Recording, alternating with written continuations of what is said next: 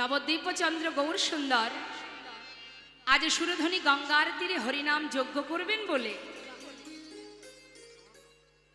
হরিনাম যজ্ঞ করবার জন্য তিনি আজ ভাবের আবেশে সুরধ্বনির তীর আলো করে দুটি বাহু তুলে হরি হরি বলে চিৎকার করছেন। তা গৌর সুন্দর হরিনাম যজ্ঞ কেন করবেন? আমাদের মতো জীবকে শিক্ষা দেবার জন্য। তা হরিনাম যজ্ঞ কেন করছেন মা? আমাদের মাথায় রাখতে হবে, কলিযুগে নাম ছাড়া নাহি আর ধর্ম। তুমি যে পথে যাও, যাকে অবলম্বন করো, যারই সার করো না কেন, যার চরণ সেবা করো না কেন। আমাদের হিন্দু সমাজে অনেক মত আছে, আছে তো। কেউ মা কালীর সাধনা করে, কেউ সৌর সাধনা করে, কেউ আবার গণেশ পূজা করে, কেউ বা শিব পূজা করে, কেউ আবার ঠাকুর অনুকূলকে ভালোবাসে, কেউ বাবা লোকনাথকে ভালোবাসে। অনেক মত আছে আমাদের হিন্দু সমাজে। শাস্ত্রে বলেন, তুমি যে পথেই যাও, যারই চরণ সেবা করো, যাকেই আশ্রয় করো, নাম ছাড়া কলিজীবের নাহি আর ধর্ম। সর্বধর্ম সার নামেই শাস্ত্র মর্ম। নেতাই গৌর হরি।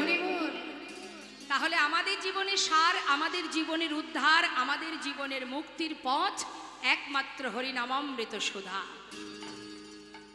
তাই তো তিনি করুণাময় আমাদের মতো কলিহত জীবের উদ্ধারের জন্য, আমাদের মতো জীবকে অন্ধকার থেকে আলোর পথ দেখাবার জন্য, মুক্তির পথ দেখাবার জন্য নিজে আচরণ করে জীবকে শিক্ষা দিলেন।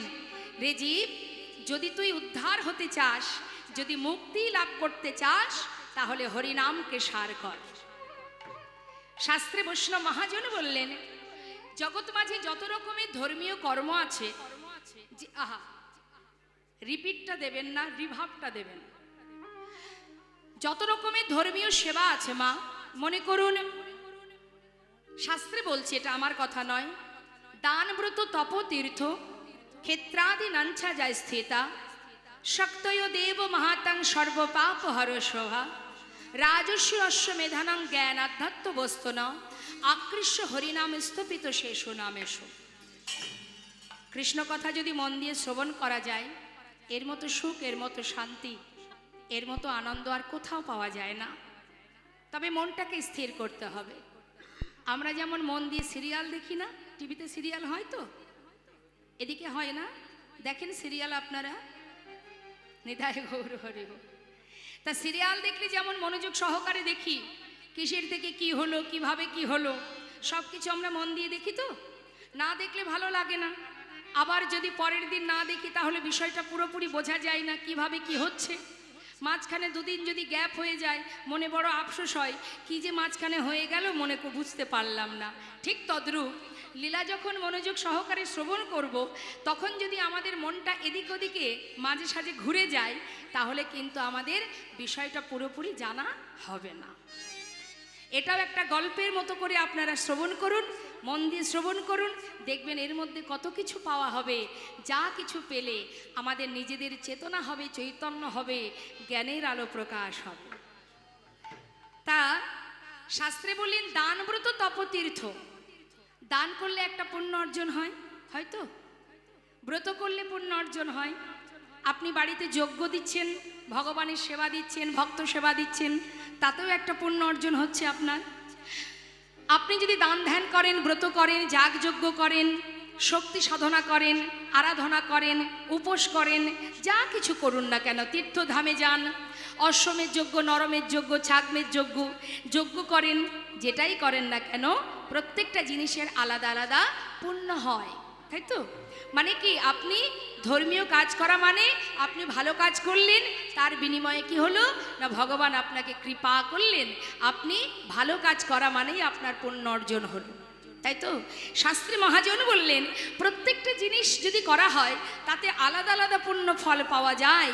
কিন্তু কেউ যদি হরিনামামৃত সুধা, এই সুধা, অমৃত সুধা যদি পান করে বা যদি বদনে গাইতে পারে, তাহলে এক হরিনামে জগতে সব রকমের পুণ্য একসঙ্গে লাভ করা যায়। নিতাই গৌর হরি বল হরি। তার মানে বোঝা যাচ্ছে মা, আমাদের কোনো কষ্ট নেই। যেখানে থাকবে যেমন থাকবে শুধু হরিনাম করো, মহামন্ত্র জপ করো। হরিনাম 16 নাম 32 অক্ষর, আমাদের সবারই নিশ্চয়ই কম বেশি জানা আছে। কি জানেন তো হরিনাম মহামন্ত্র?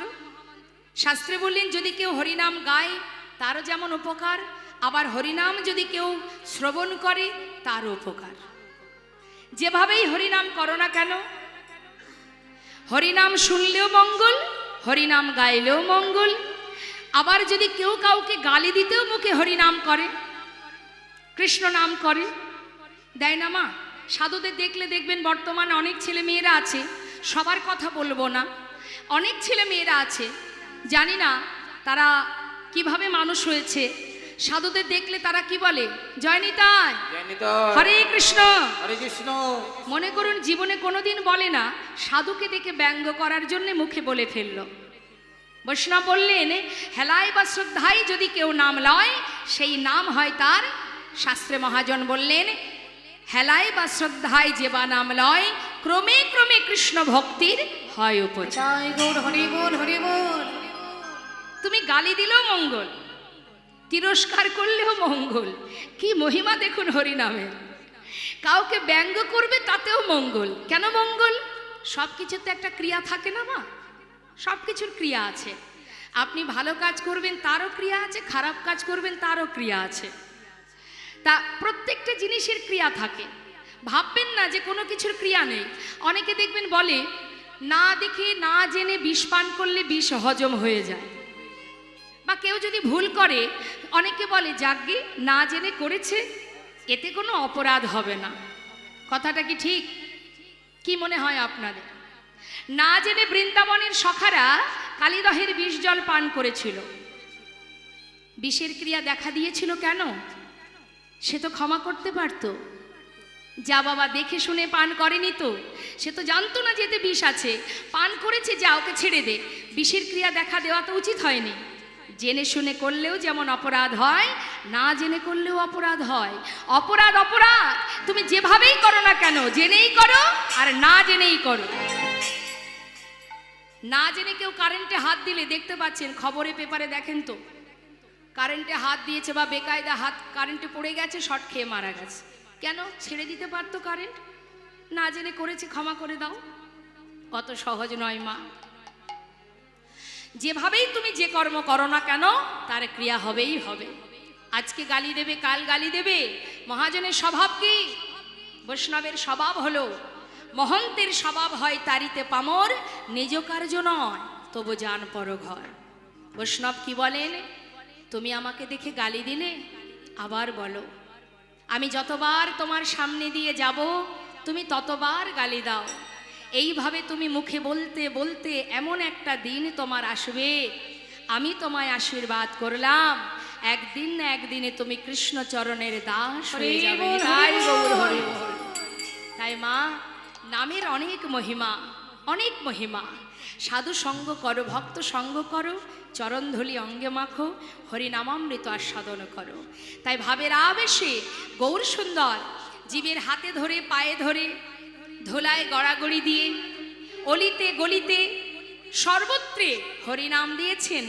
ঘাটে মাঠে হাটে বাজারে কোথাও নাম দিতে তিনি ছাড়েননি, কারণ তিনি আমাদের পিতা। আমাদেরকে উদ্ধার করাই তার কাজ। সন্তানকে সঠিক পথে নিয়ে যাওয়াই মাতা পিতার কর্ম।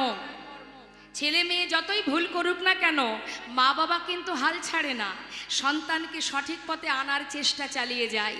তাই করুণাময় গৌর সুন্দর তিনিও আমাদের মঙ্গলের কারণে তিনিও যুগে যুগে এসেছেন আমাদেরকে উদ্ধারের জন্য চেষ্টা করে, ধর্মকে রক্ষা করে আমাদেরকে সঠিক পথ দেখিয়ে গেছেন। যদি আমরা গ্রহণ করেছি তাহলে মঙ্গল, আর যারা গ্রহণ করেনি তারা বেঘরে প্রাণ হারিয়েছে। আহা, তাই আজ দেখুন বৈষ্ণব মহাজন বলছেন যে গৌর সুন্দর আজ সুরধ্বনির তীরে হরিনাম যজ্ঞ করবেন বলে তিনি চিন্তায় মগ্ন। চিন্তা করছে কি করে কি হবে। তা বাড়িতে যদি কোনো ধর্মীয় কাজ করা হয় মা, কোনো ধর্মীয় কাজ করার আগে আমরা গুরুজনার কাছ থেকে পরামর্শ নিই তো। আমার যারা গুরুজন তাদের কাছে আমি পরামর্শ নেব কিভাবে কি করতে হবে। তা গৌরহরি তিনি তো সবই জানেন, তথাপিও তিনি যজ্ঞ করবেন বলে গুরুজনার কাছ থেকে পরামর্শ নিচ্ছেন। তা গৌরহরি কার কাছে পরামর্শ নিচ্ছেন? দাদা নিত্যা নন্দ শনে।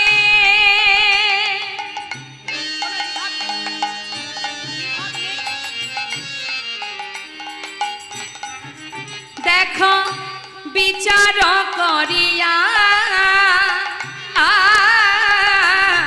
দাদা নিত্যা নন্দ শনে। দেখো বিচার করিয়া নিমন্ত্রণের লাগি প্রভু শ্রীবাসে পাঠাইলা। দেখো নেমন্তনে ওই না লাগি প্রভু শিবাসে পাঠাইল। আজি পরামর্শ করিলা।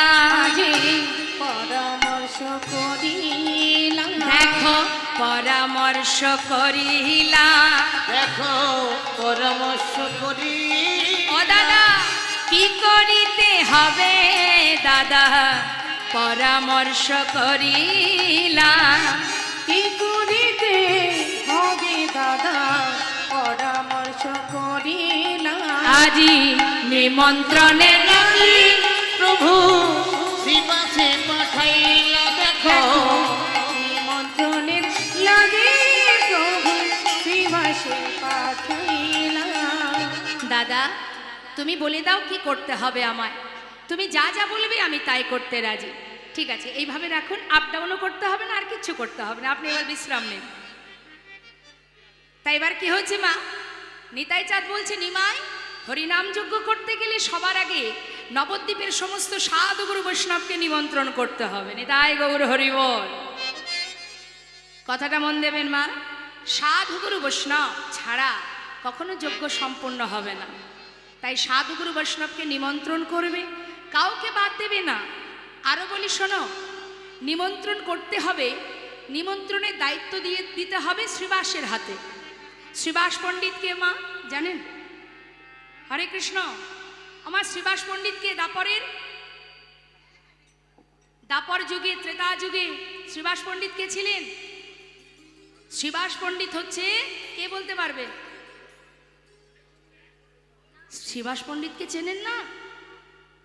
হা হা হা। শ্রীবাস পণ্ডিত হচ্ছেন দেবর্ষি নারদ। নিতাই গৌর হরি বল। নারদ হয়েছে এই কলিতে শ্রীবাস পণ্ডিত। এখন বলছেন শ্রীবাসের উপরে দায়িত্ব দাও।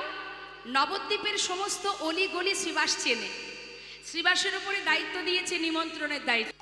এখন শ্রীবাস পণ্ডিতকে গৌরহরি যখন নিমন্ত্রণের দায়িত্ব দিয়েছে যে শ্রীবাস সাধুগুরু বৈষ্ণব কাউকে বাদ দেবে না, সবাইকে নিমন্ত্রণ করবে।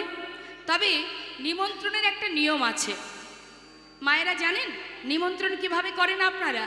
আপনাদের বাড়িতে কোনো ধর্মীয় কাজ যদি আপনারা করেন, নিমন্ত্রণ কিভাবে করেন আপনারা? হ্যাঁ, কিভাবে করেন? আমার সাথে একটু কথা বলুন, দেখবেন ভালো লাগবে। যেটা সত্যি সেটাই বলবেন। কিন্তু কিভাবে নিমন্ত্রণ হয় এখন বর্তমানে? ফোনে হয় না? ফোনেই তো হয়। হ্যাঁ রে, আমার বাড়িতে হরিনাম হবে, যজ্ঞ হবে, কি বৈষ্ণব সেবা হবে, আমি আর যেতে পারছি না, তোরা সবাই মিলে 16 আনা নিমন্ত্রণ, তোরা সবাই আমার বাড়ি আসিস। তাই তো? এইভাবে নিমন্ত্রণ হয়। কিন্তু নিমন্ত্রণের নিয়মটা কি শুনে নিন। আজ নিতাই চাঁদ শিখিয়ে দিচ্ছে শ্রীবাসকে। শ্রীবাস, নিমন্ত্রণ তো করতে যাবে, নিমন্ত্রণের নিয়ম জানো না? প্রভু তুমি বলে দাও। শোনো শ্রীবাস, পত্রখানি দেবে হাতে, তারপর চরণ ধুলি নেবে মাথে। নিতাই গৌর হরি বল, হরি বল। চরণ ধুলি নেবে ওই না পত্রখানি দেবে হাতে, চরণ ধুলি নেবে মাথে। নামে যজ্ঞে সবাই যেন আসে, নামে যজ্ঞে সবাই যেন আসে। এই হরি নামে যজ্ঞে সবাই যেন আসে। নামে যজ্ঞে সবাই যেন আসে। শোনো কর জোরে বলিবে, কর জোরে বলিবে, কর জোরে বলিবে, কর জোরে বলিবে, আবার পায়ে ধরে বলিবে, কর জোরে বলিবে। আমার পায়ে ধরে বলিবে, কর জোরে বলিবে। হ্যাঁ, নামে যোগে সবাই যেন আসে, নামে যোগে সবাই যেন আসে। বাবা বাবা কিভাবে না, করজোড়ে পত্র হাতে দিয়ে চরণধুলি মাথায় নিয়ে গলবস্ত্র হয়ে করজোড়ে না হয় চরণে প্রণাম করে বলবে আমাদের এই হরিনাম যজ্ঞে আপনাদের সকলের নিমন্ত্রণ। শ্রীবাস পণ্ডিত সব কথা ভালো করে জেনে নিয়ে এবার মা মনের আনন্দে পত্রগুলো মাথায় করে নিয়ে নবদ্বীপের সমস্ত অলিগলিতে যেখানে যা সাধুগুরু বৈষ্ণব আছেন সবাইকে নিমন্ত্রণ করতে চললেন। শুনিয়া শ্রীবাস গেল নদিয়া নগরে, শুনিয়া শ্রীবাস গেল নদিয়া নগরে। শ্রীবাস চলে যায়।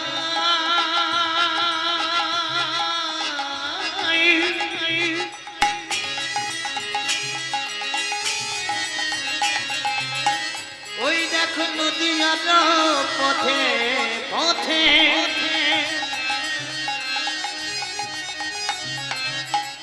এই নামে যুগের পত্র লইয়া আহা হরি বল। শ্রীবাস চলে যায় গো। ওই দেখো নদিয়ার পথে পথে শ্রীবাস চলে যায় গো। শুনিয়া শ্রীবাস গেল নদিয়া নগরে। ওই না শুনিয়া শ্রীবাস গেল নদিয়া নগরে। নিমন্ত্রণ করিল সবে যজ্ঞে আসিবারে, নিমন্ত্রণ করিল সবে যোগে আসিবারে। এই যে শুনুন শুনুন আপনারাও আসিবেন, আপনারাও আসিবেন, আপনারাও আসিবেন, আপনারাও আসিবেন। হরিনাম মহাযজ্ঞে আপনারাও আসিবেন। হরি নামে মহাযোগে আপনারাও আসিবেন। ওই সুরধ্বনির তটভূমে আপনারাও আসিবেন। সুরধ্বনির তন্ত্রভূমে আপনারাও আসিবেন। এই নামে যুগে সবাই যেন আসে আসে গো। নামে যোগে সবাই যেন আসে। সাধু গুরু বৈষ্ণবকে নিমন্ত্রণ করলেন করজোড়ে, আর নিমন্ত্রণ যেই না পেয়েছে মা আনন্দ আর ধরছে না তাদের। মনের আনন্দে সবাই যাচ্ছে গৌর দর্শনে। নিতাই গৌর হরিবল হরিবল। এখন এই যে আজকের এই সুন্দর মহতি হরিবাসর, আপনারা অনেক দিন ধরেই জেনেছেন এখানে মহতি হরিবাসর হবে, এখানে হরি কথা হবে, লীলা কথা হবে। আপনারা খবর পেয়ে পাগলের ন্যায় ছুটে এসেছেন। তা বাবা, যার কথা শ্রবণ করবার জন্য এই যে সারা রাত ধরে আপনারা বসে আছেন, একবারও ভেবে দেখুন যাকে চোখে দেখেননি তার কথা শোনার জন্য পাগলের ন্যায় বসে আছেন কেন? এটাই হলো ভক্তি, এটাই হলো ভালোবাসা, এটাই হচ্ছে শুদ্ধ প্রেম। যাকে চোখে না দেখলেও অন্তর থেকে বিশ্বাস করা যায় যে তিনি আমাদের কাছে আছেন, তিনি আমাদের ভালোবাসেন, সুখে দুঃখে তিনি সর্বদাই আমাদের কাছে ছায়ার মতো আছেন।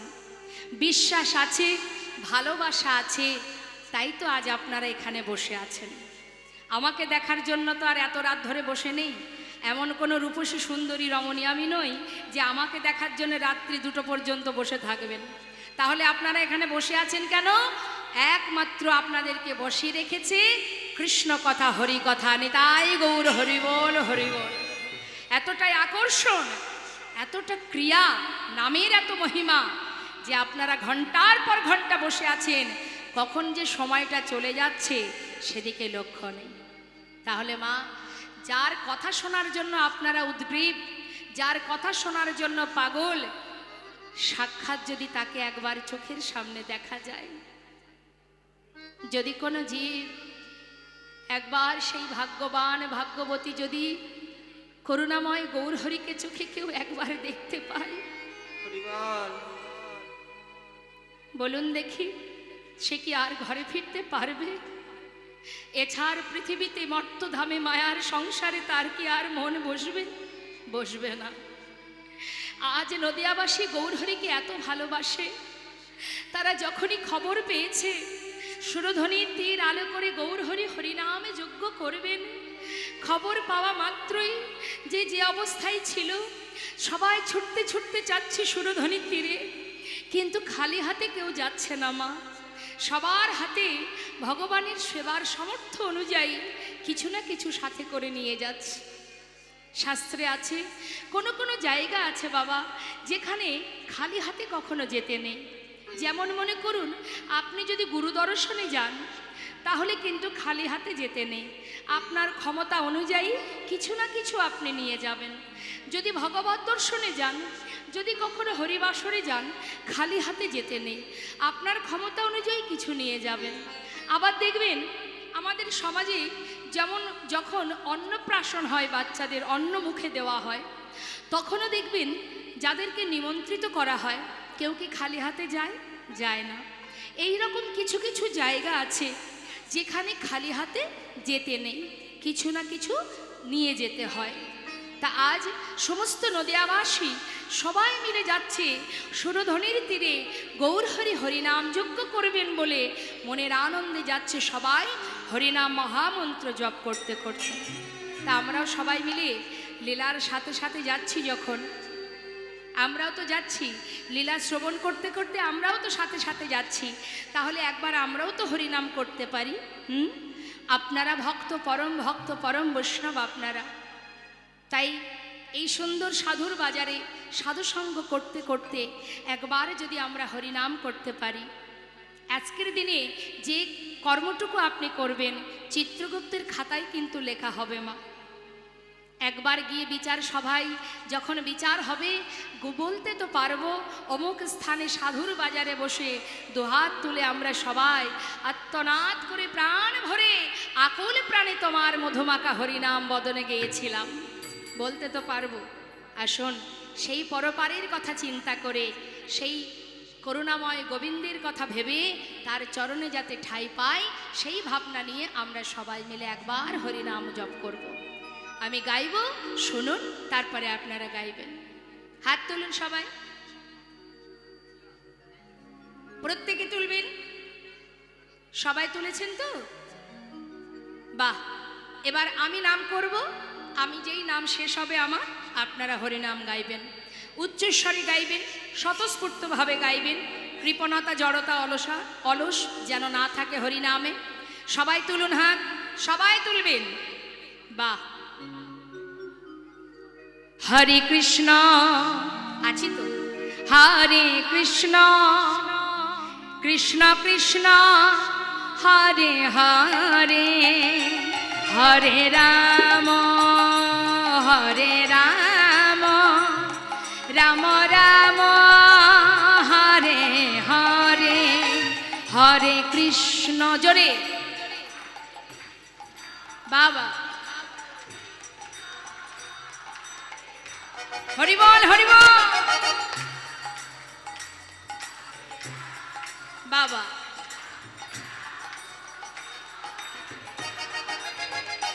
হরে কৃষ্ণ কৃষ্ণ কৃষ্ণ হরে হরে, হরে রাম রাম রাম হরে হরে। হাত তুলে হরে কৃষ্ণ।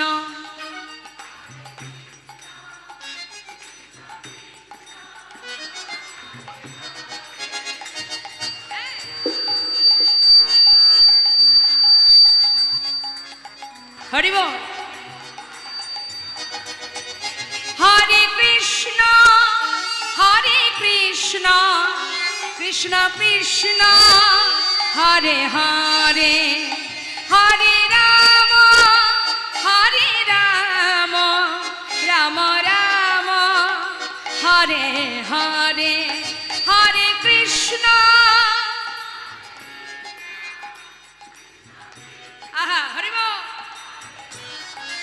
হরিবল হরিবল নিতাই গৌর হরিবল। বাহ। হরে কৃষ্ণ কৃষ্ণ কৃষ্ণ হরে হরে হরে রাম রাম রাম হরে হরে। হরে কৃষ্ণ হরে কৃষ্ণ কৃষ্ণ কৃষ্ণ হরে হরে হরে রাম রাম রাম হরে হরে।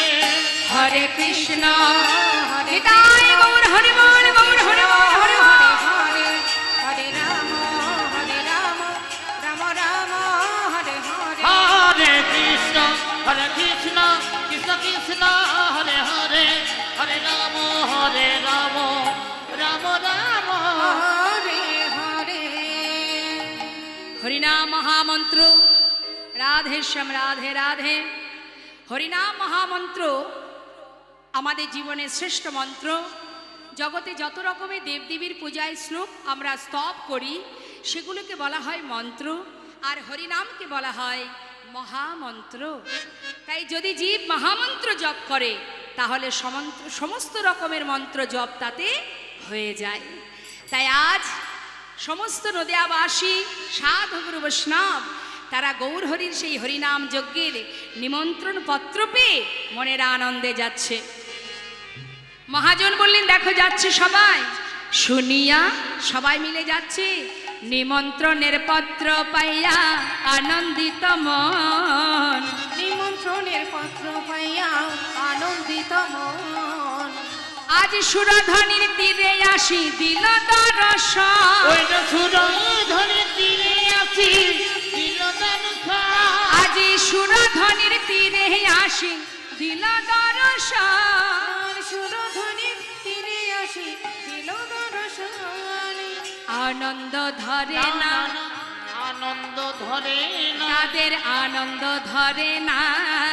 আনন্দ ধরে না আজি গৌর চরণ হেরবে বলে আনন্দ ধরে না। আজ গৌর বাদন হেরবে বলে আনন্দ ধরে না। আজি গৌর বদন হেরবে বলে হরি হরি হরি বলে। গৌর বদন নিতাই গৌর হরি বল। হরি বলে গৌর বদন হেরবে বলে। হরি হরি হরি বলে গৌর বদন হেরবে বলে। হরি হরি হরি বলে। আনন্দ ধরে না সুরধনির তীরে আসি দিল দর্শন। ওই না সুরধনি তীরে আসি দিল দর্শন। সবাই সুরধনী গঙ্গার তীরে এসে গৌরহরির বদন পানে নয়ন দিয়ে আছে। যে মহাজন এই পদাবলী লিখেছেন মা, তিনি বলছেন কি, নয়নে ভরে গড়ার সকলে হেরিল, আজ বাসুদেব ঘোষে হেরে, যেন প্রভাস তীর্থ যে হইল।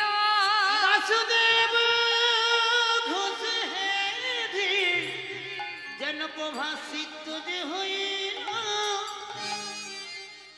এই যে পদটা আপনারা শ্রবণ করলেন, এই পদ যিনি লিখেছেন তিনি বলছেন যেন মনে হচ্ছে কি, সুরধনির তীরে যেন মনে হচ্ছে যে এটা প্রভাস তীর্থ, অর্থাৎ গোবিন্দ যেখানে যজ্ঞ করেছিলেন আজ মহাজন লীলার পাশে দাঁড়িয়ে বলছে যেন মনে হচ্ছে ভক্ত ভগবানের মিলন, যেন মনে হচ্ছে, দেখলে মনে হচ্ছে এটা প্রভাস তীর্থ। নিতাই গৌর হরি বল হরি বল।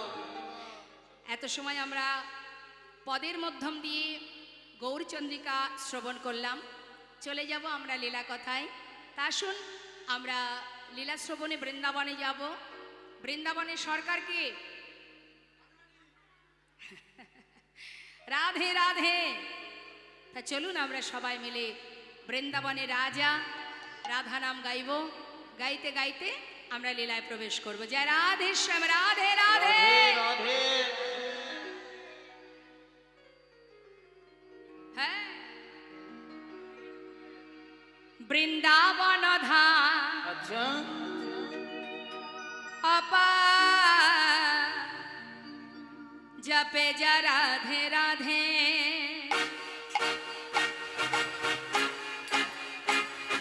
राधे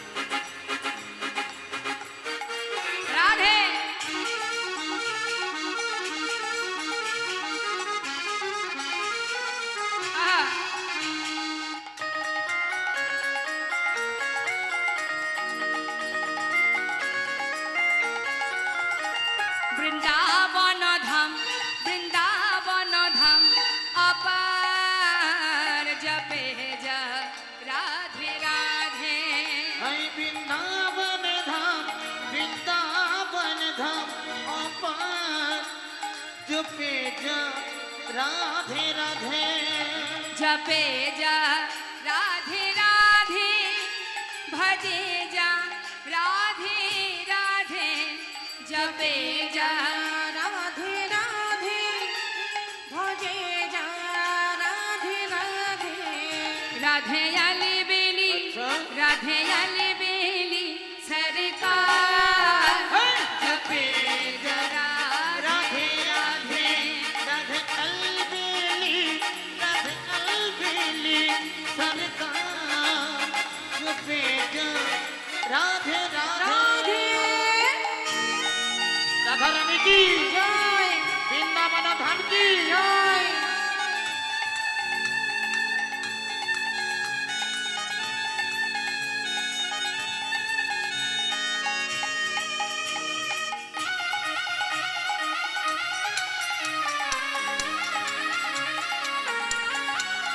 राधे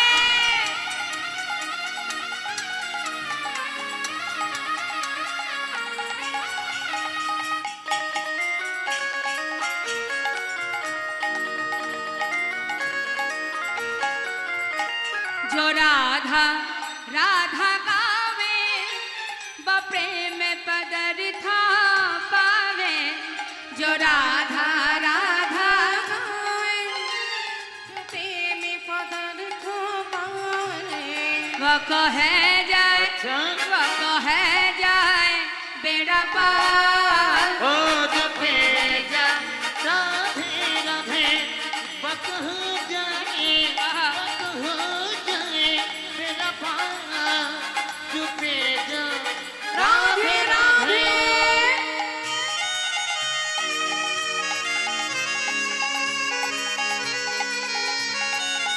राधे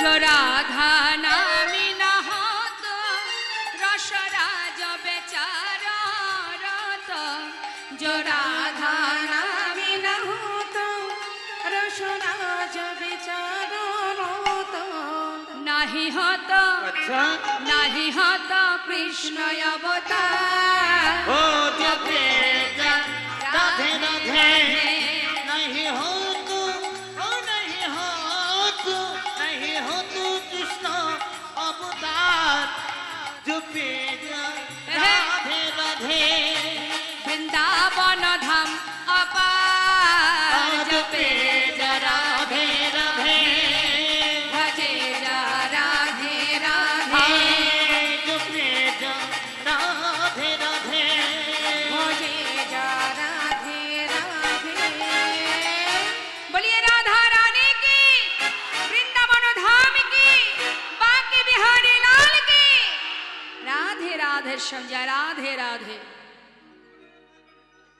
মধুময় শ্রীধাম বৃন্দাবন ভগবান কৃষ্ণ প্রভাস নদীর তীরে যজ্ঞ করেছিলেন মা আস্তে আস্তে আস্তে কথা নয় তোমরা বসো ভাই বসো বসো কথা বলো না তা সেই হরিনাম যজ্ঞে আহা প্রভাস নদীর তীরে যে যজ্ঞ করেছিলেন কেন তিনি যজ্ঞ করেছিলেন সেটা আমাদের একটু জানতে হবে সবাই একটু স্থির হয়ে শান্ত মনে একটু আস্বাদন করুন ভগবান প্রভাস নদীর তীরে যজ্ঞ করেছিলেন এই প্রভাস নদীটা কোথায় গুজরাটে গুজরাটে সৌমতীর্থ বলে একটি জায়গা আছে যেখানে সোমনাথ অর্থাৎ দেবাদিদেব মহাদেব ভোলানাথের বিগ্রহ সেবা হয় তা সেই ভোলানাথের নাম হচ্ছে সোমনাথ সেই নামেই সেই জায়গাটির নাম হলো সৌমতীর্থ এখন এই সৌমতীর্থে একটা নদী আছে যার নাম প্রভাস তাই প্রভাসটা কে দিয়েছিল নামটা চন্দ্রদেব চাঁদ মামা চিনিস চাঁদ মামাকে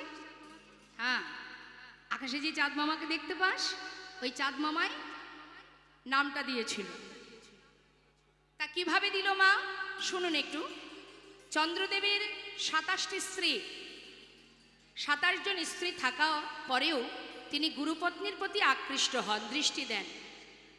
যখনই দৃষ্টি দেন, গুরুদেব জানতে পেরে তাকে অভিশাপ দেন। কি অভিশাপ দিয়েছিলেন? না, তোমার ক্ষয় রোগ হবে, অর্থাৎ তুমি এক একদিনে এক একটি কলা তোমার ক্ষয় হতে হতে একদিন তোমার এই 16 কলা শেষ হয়ে যাবে, মানে তুমি মারা যাবে। এই অভিশাপ পাওয়ার পর গুরুদেবের অভিশাপ ব্যর্থ হয় না বাবা। দিনের পর দিন যাচ্ছে আর একটা একটা করে কলা ক্ষয় হতে শুরু হচ্ছে। এদিকে তার 27 জন স্ত্রী তারা চিন্তায় পড়ে গেল যে আমাদের স্বামী যদি মারা যায় তাহলে আমাদের কি উপায়। এই 27 জন স্ত্রী তারা চিন্তায় নিজের এই বিপদ থেকে মুক্তির উদ্ধারের জন্য, মুক্তির পথ তারা সবাই মিলে কি করলেন, কিভাবে মুক্তি পাবো সেই মুক্তির পথ খুঁজতে শুরু করলেন। হঠাৎ মনে পড়ে গেল তাদের যে একমাত্র দেবাদিদেব মহাদেব ভোলানাথের কাছে, তার কাছেই এই সমস্যা সমাধানের পথ আমরা জিজ্ঞাসা করব। তো 27 জন স্ত্রী, যাদের বড় দিদি হচ্ছে মা পার্বতী, 27 জন বোন, তাদের দিদি হলো পার্বতী। তা মা পার্বতী যদি দিদি হবে, ভোলানাথ সম্পর্কে কি হবে? জামাইবাবু মহাদেব কৈলাসে বসে বসে ধ্যান করছে, সেই সময় 27 জন শালি গিয়ে উপস্থিত কৈলাসে। ভোলানাথ নিরিবিলি নির্জন জায়গা পেয়ে মনের আনন্দে ধ্যানে মগ্ন, সেখানেও শান্তি নেই। শালিরা গিয়ে হাজির, জামাইবাবু, জামাইবাবু, ও জামাইবাবু, ও জামাইবাবু, ও জামাইবাবু। ভোলানাথের ধ্যান ভেঙে গেছে, সর্বনাশ। এত চিৎকার, এতজনে চিৎকার করছে জামাইবাবু জামাইবাবু বলে। এত শালি আছে আমার, জানতাম না তো। হ্যাঁ, ভেবেছিলাম নির্জন জায়গা কৈলাস, এই পর্বতের মাথায় বসে ধ্যানে মগ্ন, এখানে বোধহয় কেউ আমাকে জ্বালাতন করবে না। এখানেও শান্তি নেই। হ্যাঁ, নিশ্চয়ই কোনো বিপদে পড়েছে শালি। হ্যাঁ, তা কি হয়েছে? দল বেঁধে সবাই এসে করজোড়ে বলে উঠলেন বিপদে পড়েছে। ভোলানাথ বললেন, সে তো দেখেই বুঝতে পারছি। তা কি বিপদ? স্বামী প্রাণ হারাতে বসেছে, তাই বিপদে পড়ে এসেছি, কি করে স্বামীর প্রাণ রক্ষা করব।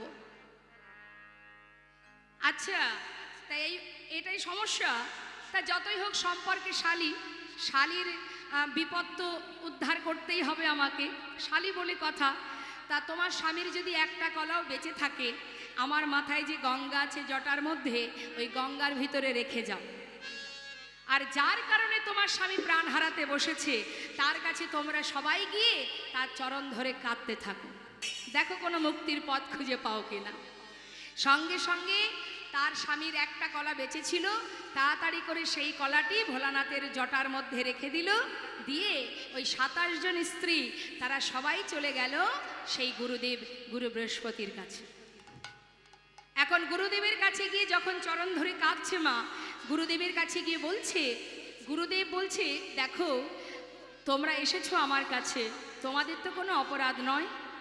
গুরুদেব, স্বামী মারা গেলে পতিকে হারিয়ে আমরা এতগুলো বোন, কে আমাদের মান মর্যাদা রাখবে, কে সম্মান করবে, কার আশ্রয় নেব আমরা, কে রক্ষা করবে আমাদের? আমাদের অপরাধ, আমাদের এই অপরাধের ভাগীদার করবেন না, আমাদের বিপদ থেকে মুক্তি করুন গুরুদেব। গুরুদেব বললেন, যদি একটা কলাও বেঁচে থাকতো তাহলে আমি কোনো উপায় দেখতাম, কি করা যায়। আর তো কোনো কলা বেঁচে নেই, এখন আর বলেই বা কী হবে। গুরুদেব আপনি তো বলুন, যদি বেঁচে থাকে স্বামীকে ফিরে তো পাবো। বেশ, যদি একটি কলাও বেঁচে থাকে, ওই কলাটি নিয়ে সৌমতীর্থে যে নদী আছে, ওই নদীতে যদি স্নান করাতে পারো, তবেই তোমার পতির পুনরায় আবার পূর্ণ জ্যোতি ফিরে পাবে। সঙ্গে সঙ্গে সেই একটি কলা মহাদেবের মাথা থেকে নিয়ে চলে গেল, সেই নদীতে স্নান করানো মাত্রই আবার পূর্ণ জ্যোতি ফিরে পেলেন। আর যেই না ফিরে পেয়েছে, খুশি হয়ে মনের আনন্দে চন্দ্রদেব বলে উঠলেন, ওরে আজ যখন তুই আমার পুনরায় আবার জ্যোতি ফিরিয়ে দিয়েছিস, তাই আজ আমি তোকে আশীর্বাদ স্বরূপ নাম দিলাম, তোর নাম প্রভাস। নিতাই গৌর হরি বল। প্রভাযুক্ত আস, পুনরায় আবার আমাকে বাঁচিয়ে দিয়েছিস, পূর্ণ জ্যোতি ফিরিয়ে দিয়েছিস, তাই পুনরায় জ্যোতি ফিরে পাওয়ার জন্য তোর নাম প্রভাস। এখন এই প্রভাস নদী আবার অভিশপ্ত হয় মা। কিভাবে অভিশপ্ত হয়? এই অভিশাপ থেকে মুক্তি দেবার জন্যই গোবিন্দ প্রভাস নদীর তীরে যজ্ঞ করেছিলেন। তা অভিশাপটা কে দিয়েছিল? একজন মণিবর। নিতাই গৌর হরিব। তা সেই মুনিকে, মণিপুত্র ছোট্ট একটি শিশু, সে গিয়েছিল, যার নাম চিত্রাঙ্গদা, সে গিয়েছিল তৃষ্ণায় জল পান করার জন্য। কথাগুলো একটু মন দেবেন। জল পান করতে গিয়ে ওই প্রভাস নদীর বুকে কুমির বাস করে। কুমির কি করেছে? ওই শিশুটাকে তীর থেকে, মানে পাড় থেকে তাকে ধরে টেনে নিয়ে জলের মধ্যে গিয়ে খেয়ে ফেল। যখনই খেয়ে ফেললো, অন্যান্য মণিপুত্ররা খবর পেয়ে তার পিতার কাছে গিয়ে জানালেন। এখন পিতার কাছে গিয়ে যখন জানালেন, তখন সেই পিতা ছুটতে ছুটতে ওই প্রভাস নদীর তীরে এসে বললেন, ওরে প্রভাস, তুই আমার পুত্রের প্রাণ হরণ করেছিস, আমি তোকে অভিশাপ দিলাম, তোর বক্ষের জল শুকিয়ে যাবে, প্রখর রৌদ্রে তুই শুকিয়ে যাবি, তোর বক্ষের উপর দিয়ে পশু পাখি কীট পতঙ্গ তারা হাঁটবে চলবে এবং মলমূত্র ত্যাগ করবে, সবাই তোকে ঘৃণা করবে। প্রভাস সঙ্গে সঙ্গে নিজ মূর্তি ধারণ করে বললেন, হে মুনিবর, আপনি অভিশাপ দেবেন না, আমার তো কোনো দোষ নেই। আমার বক্ষে যে কুমির বাস করে সে আপনার সন্তানকে প্রাণে মেরেছে, আমার কি অপরাধ? তখন মুনিবর মনে মনে চিন্তা করলেন, সত্যই তো, ওর তো কোনো দোষ নেই, শুধু শুধু ওকে অভিশাপ দিলাম। তখন বলে উঠলেন, তবে শোন প্রভাস, অভিশাপ যখন দিয়েছি এ তো আর ফিরিয়ে নেওয়া যাবে না, তাই আশীর্বাদও করে গেলাম। যেদিন এই প্রভাস নদীর জল দিয়ে ভগবান কৃষ্ণচন্দ্র রাধারানীর চরণ ধৌত করবে, সেই দিনই তুই মুক্তি পাবি, তার আগে নয়। নিতাই গৌর হরিবল হরিবল। সেই কারণেই ভগবান প্রভাস নদীর তীরে যজ্ঞ করেছিলেন।